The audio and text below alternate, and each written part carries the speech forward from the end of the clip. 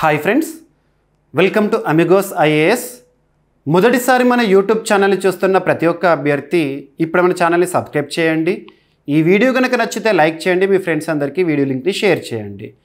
ఈ వీడియోలో మనం డిస్కస్ చేయబోయే అంశం ఏంటంటే ఎస్సీ సబ్ కేటగరైజేషన్. సింపుల్గా చెప్పాలంటే ఎస్సీ ఉపవర్గీకరణకి సంబంధించి రీసెంట్గా సుప్రీంకోర్టు ఇచ్చిన తీర్పు ఏంటి, ఆ తీర్పు ఆధారంగా తెలంగాణ రాష్ట్ర ప్రభుత్వం వేసిన ఏకసభ్య కమిషన్ ఏంటి, మరియు రాజ్యాంగంలో దేశంలోనే అత్యున్నత చట్టమైన రాజ్యాంగంలో ఏ ఆర్టికల్స్ రిజర్వేషన్స్కి సంబంధించి ఆర్టికల్ 341 ఏం చెప్తుంది, ఇవన్నీ కూడా ఈ వీడియోలో డిస్కస్ చేద్దాము.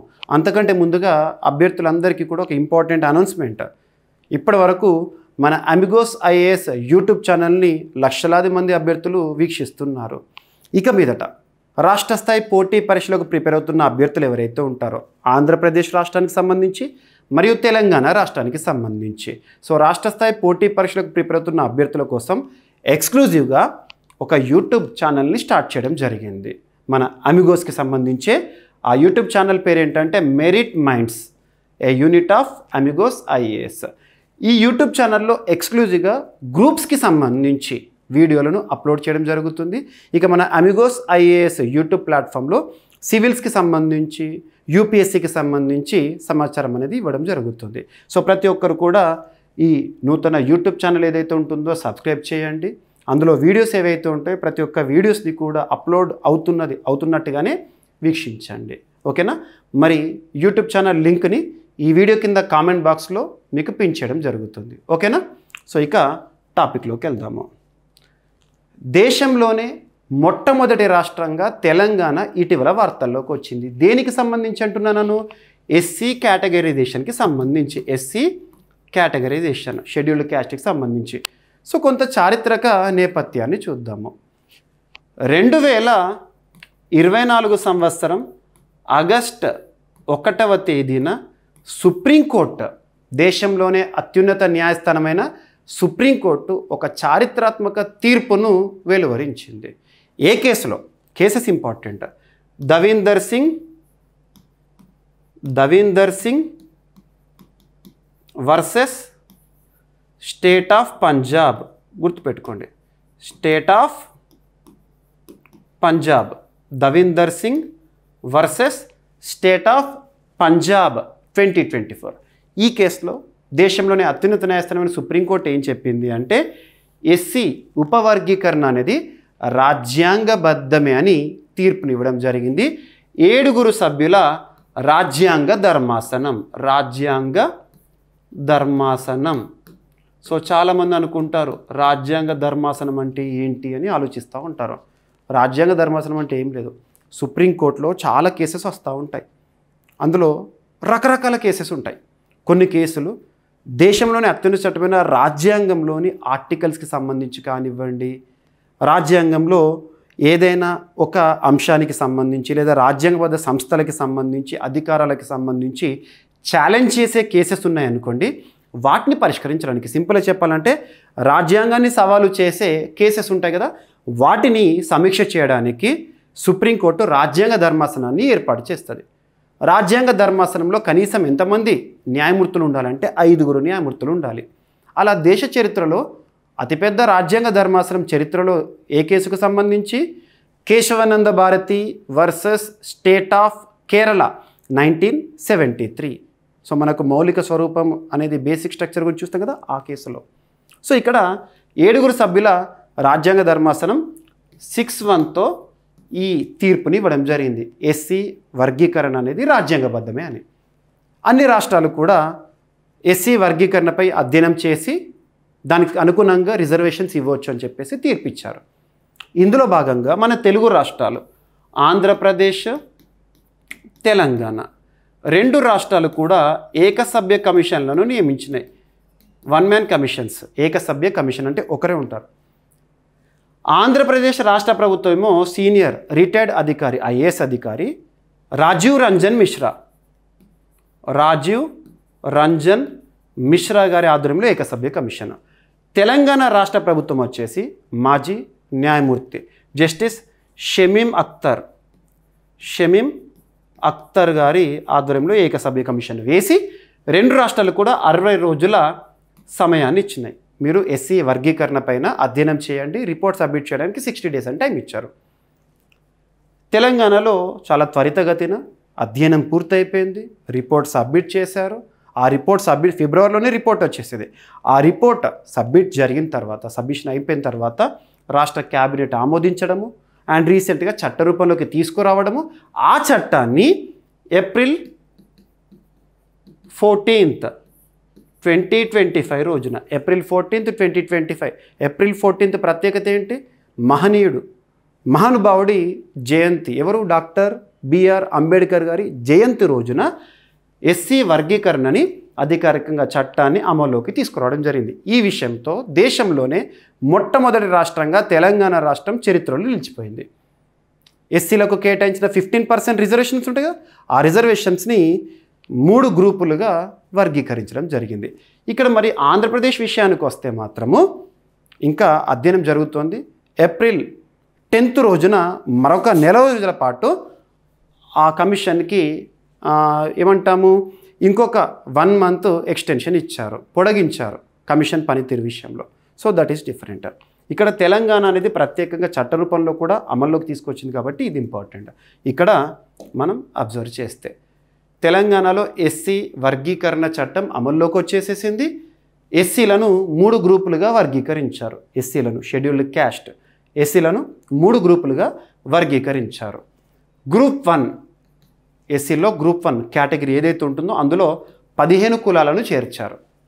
15 కులాలు, మొత్తం 59 ఎస్సీ కులాల్లో 15 కులాలను గ్రూప్ 1 కేటగిరీలో చేర్చారు.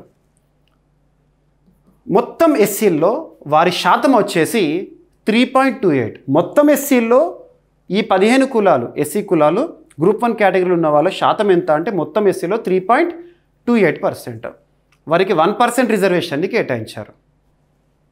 గ్రూప్ 2 కేటగిరీలో 18 ఎస్సీ కులాలను చేర్చారు. షమీమ్ అఖ్తర్ సిఫార్సులు ఇవన్నీ కూడా. వాళ్ళ జనాభా మొత్తం ఎస్సీలో 62.7%. వారి కోసం 9% రిజర్వేషన్ని కేటాయించారు. ఇక గ్రూప్ 3 వచ్చేసి అందులో 26 ఎస్సీ కులాలను చేర్చారు. వారి జనాభా మొత్తం ఎస్సీల్లో 33.9%. వారి కోసం 5%ని కేటాయించారు. ఇక మొత్తం ఎస్సీ కులాలు తెలంగాణలో 59 కదా, వారి కేటాయించబడిన రిజర్వేషన్స్, మొత్తం రిజర్వేషన్స్లో 15% ఎస్సీస్కి. ఇలా ఉపవర్గీకరణ చేయడం జరిగింది. గుర్తుపెట్టుకోండి. మీకు ఎగ్జామినేషన్ పాయింట్ ఆఫ్ వ్యూలో కాకున్నా కూడా జనరల్ ఇన్ఫర్మేషన్లో కూడా ఏ గ్రూప్లో ఏ కులాలు ఉన్నాయని కూడా క్వశ్చన్స్ అడిగే అవకాశాలు ఉంటాయి. కాబట్టి జస్ట్ అవి ఏమవుతుంటాయో ఒకసారి చూడండి. సో ఉద్యోగ నియామకాల్లో వారికి కేటాయించిన రిజర్వేషన్లకు 1 మెన్ కమిషన్ రోస్టర్ పాయింట్ నంబర్లను కూడా నిర్దేశిస్తూ సిఫార్సు చేసింది.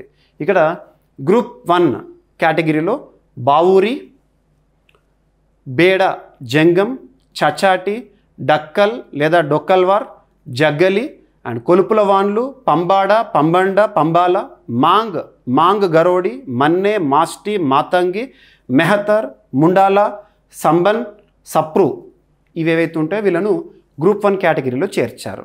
ఓకేనా, వీళ్ళకి ఎంత 1% రిజర్వేషన్ ఇచ్చారు. ఇక గ్రూప్ 2లో ఎవరిని చేర్చారంటే అరుంధతీయ, బైన్లా, చమర్, మోచి, ముచి, చమర్, రవిదాస్, చమర్, రోహిదాస్, చంబర్, చండాల, చండాసి అండ్ డోంబరా, పైడి, పానో, ఎల్లమల్వార్, ఎల్లమ్మల వాండ్లు, గోడాది, జాంబవులు, మాదిగదాసు, మస్టీన్, పామిడి, పంచమ, పరియ, సమగర, సిందొల్లు, యాటల, వల్లువన్ వీళ్ళను గ్రూప్ 2లో చేర్చారు.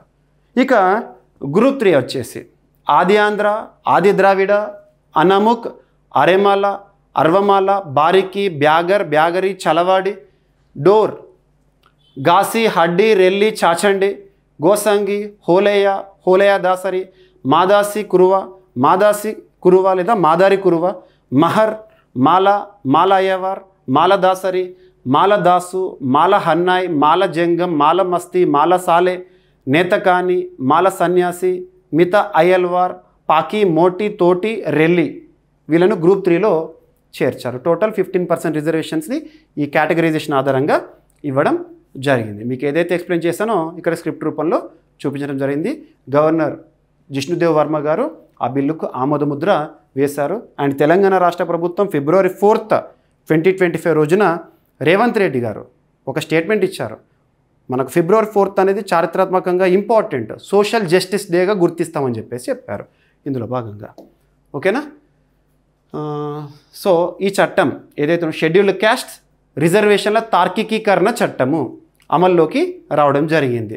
రేషనలైజేషన్ ఆఫ్ ఎస్సీస్ లేదా రేషనలైజేషన్ ఆఫ్ రిజర్వేషన్స్ యాక్ట్ 2025ని అమల్లోకి తీసుకురావడం జరిగింది. మీకు ఇందాక చెప్పాను కదా, Davinder Singh versus state of Punjab. గతంలో సుప్రీంకోర్టు 2004 సంవత్సరంలో వి చిన్నయ్య వర్సెస్ ఏపీ కేసులో ఈ వర్గీకరణ అనవసరాన్ని పేర్కొంది. కానీ రీసెంట్గా 2024 ఆగస్టు 1 రోజున వర్గీకరణ తథ్యం కావాల్సిందే అని చెప్పడం జరిగింది. ఎస్సీ ఎస్టీ వర్గీకరణ చట్టం అనేది అండ్ ఇది రిజర్వేషన్ ప్రయోజనాలను సమానంగా పంచేలా చేస్తుందంట.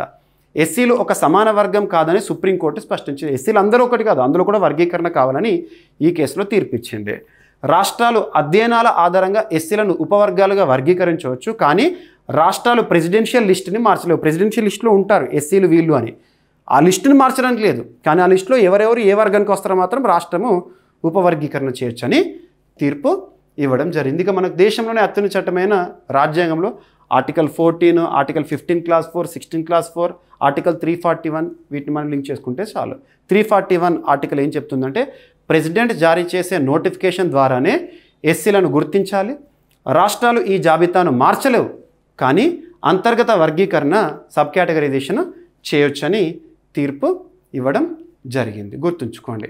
సో ఈ చట్టం ఏ పేరుతో అమల్లోకి వచ్చింది? Telangana scheduled caste rationalisation of reservations చట్టం 2025. ఎప్పుడు అమల్లోకి వచ్చింది? April 14th, 2025 నుండి అమల్లోకి వచ్చింది. తద్వారా దేశంలో ఎస్సీ ఎస్టీ వర్గీకరణ అమల్లోకి తెచ్చిన మొట్టమొదటి రాష్ట్రంగా తెలంగాణ నిలిచింది. గుర్తుపెట్టుకోండి.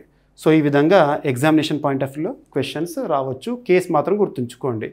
Davinder Singh versus state of Punjab 2024 supreme court ఇచ్చిన తీర్పు. సో ఇక రానున్న రోజుల్లో మనం జాబ్ నోటిఫికేషన్స్ని కూడా ఎక్స్పెక్ట్ చేయొచ్చు. ఓకేనా? మరొక వీడియోతో మళ్ళీ కలుద్దాము. Thank you.